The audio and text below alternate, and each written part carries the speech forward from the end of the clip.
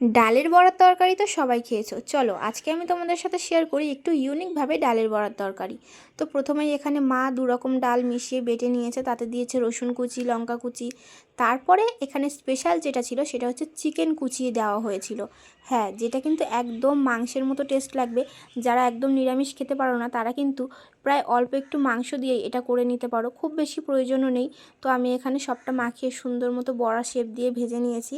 তারপর আমি কড়াই তেল দিয়ে এখানে আলুগুলো ভেজে নিচ্ছি একটু হলুদ দিয়ে। তারপরে তেলের মধ্যে ফোড়ন দিয়ে দিচ্ছি কালো জিরে আর শুকনো লঙ্কা দিয়ে এখানে পেঁয়াজটা ভেজে নিচ্ছি। দেখো পেঁয়াজ ভাজা হয়ে গেছে, তারপর দিয়ে দিচ্ছি আদা রসুন বাটা। যেহেতু এতে চিকেন দেওয়া রয়েছে আর বললাম চিকেনের মতনই লাগবে, তো আদা রসুন বাটাটা কিন্তু দিতেই হবে। তারপর আমি এখানটাতে দিয়ে দিয়েছি টমেটো কুচি, তারপর দিয়ে দিয়েছিলাম লবণ।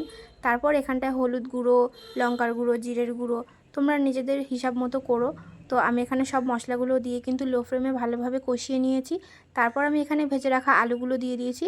এবার আলুগুলোকেও এই ভেজে রাখা মশলাগুলোর সাথে একটুখানি কষিয়ে নিচ্ছি। আর জানো তো, কষানোটাই কিন্তু তরকারির মেন টেস্ট।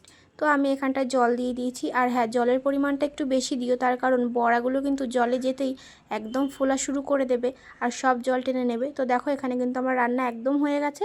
আমি লাস্টে গরম মশলা দিয়ে তরকারিটা নামিয়ে নিয়েছি। এটা কিন্তু খেতে দারুণ হয়েছিল।